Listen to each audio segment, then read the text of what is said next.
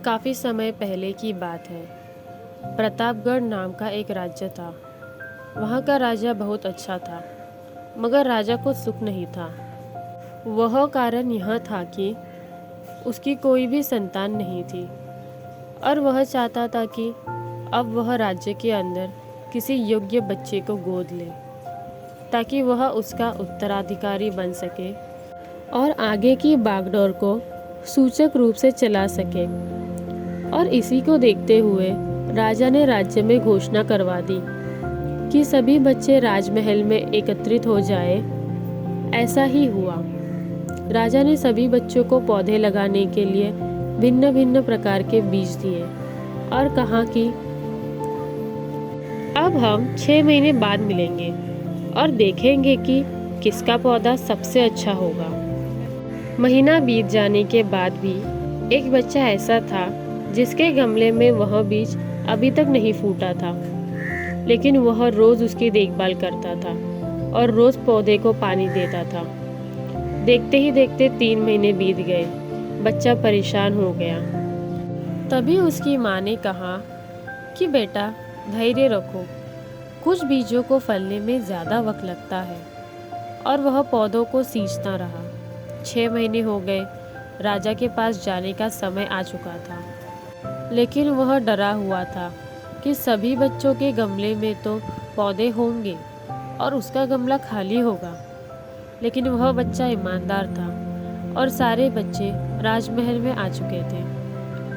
कुछ बच्चे जोश से भरे हुए थे, क्योंकि उनके अंदर राज्य का उत्तराधिकारी बनने की प्रबल लालसा थी।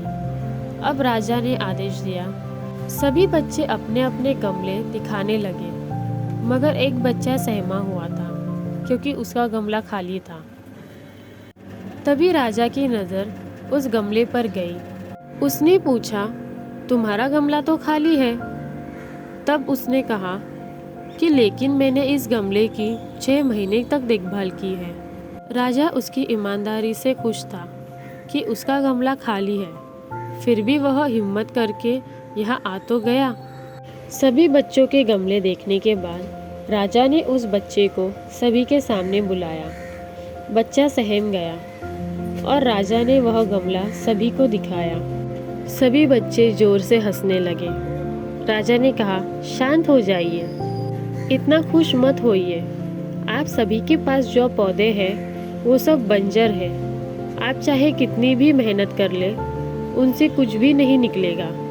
लेकिन असली बीज यही था।